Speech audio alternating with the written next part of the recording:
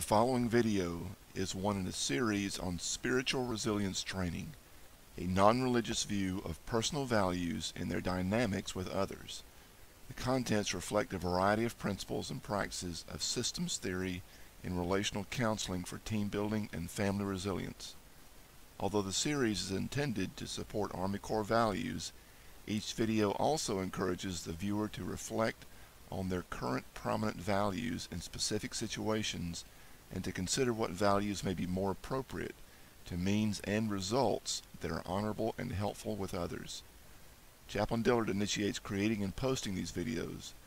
Their contents and YouTube's linked videos do not necessarily reflect specific beliefs, practices, requirements, or endorsements of the Department of Defense, its subordinate organizations, or other groups with which Chaplain Dillard is affiliated.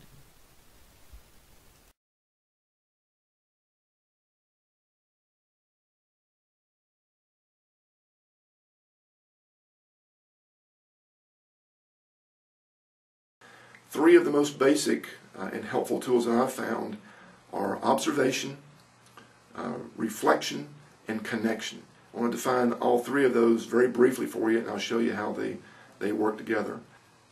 There are several things that you may need to connect in the counseling process. One of them is connection from the problem in the past, whether that past is an hour ago or 10 years ago, to where they are right now. And you can say something like, well, when you came in, you said that you and your wife have been arguing, or you and your husband have not been getting along in your conversation. What about right now and what we're talking about? Is this being helpful to thinking about that problem more deeply and where it's coming from? What are we doing or saying in this conversation that relates to your concern? And then stop and let them talk. Because you need them to tell you, are the two of you addressing their concern, or have you gotten off on your own agenda? Because if it's going to be truly helpful to them, they've got to walk away believing in the solutions that you come up with together, or the insights that you come up with together. And so you got to do a check with them. Is this connecting to the problem that they have stated, or maybe a deeper problem that you've both come to discover? Another thing that you can connect is where they are right now and where they want to go. You've said to me a few moments ago that you'd like your communications with your spouse to be calmer, or more clear, or more intentional. What are we doing in this conversation that might help you achieve some of that? And then stop and let them talk. And they might say, well, you've given me some greater insight. As I've talked to you, I've come up with some specific ideas. It's not so much what they say, but that you hear their feedback to see, are they perceiving that they're moving toward that goal? It's a check, it's an azimuth check to make sure that you're being helpful to them truly. A third area that you might need to connect is their self-awareness, their thinking, to their self-management, their doing. And you might say, okay, I think I hear you saying that part of the communication problem with your spouse is that you have different concerns. You have concerns for freedom in the marriage and to be able to express yourself, and she has concerns for emotional safety, to feel like she's not being criticized, and those two are at odds with each other. Is that right? And let them talk, because that's you're letting them tell you, is that truly the insight or the awareness that you're having? And if it is, okay, how would you relate that to the direction you want to go?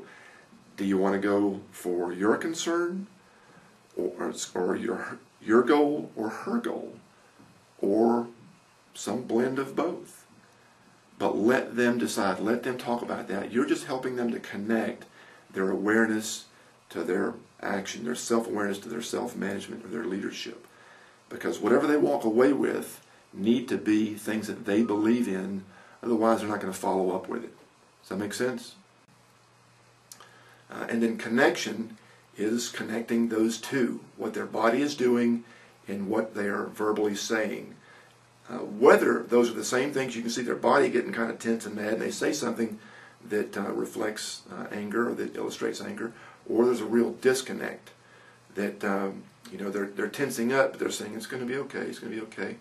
You can make the connection by saying, I hear you saying that it's going to be okay, but when you said that, your shoulders went up and you tilted your head almost like, I got to pop this tension out or I'm not going to make it. And then again, stop and wait to see what they have to say for their greater self-awareness. Or sometimes that expression that they give you physically that you observe might be several seconds or a minute before now what they say. And you have to kind of watch those things. To say to somebody, it's not terribly hot in here, at least not to me, but I notice there's a little bead of sweat up here, and it seems to have come after we started talking about you and your dad a few minutes ago. And stop and see. Now, if they brush it off real easy, no, it's okay, I'm hot, I ran over here, might be nothing. But if they get defensive or evasive, or they go right into it and say, yeah, I'm real nervous about that relationship, then again, stop. Because the goal is not for us to impart information to them.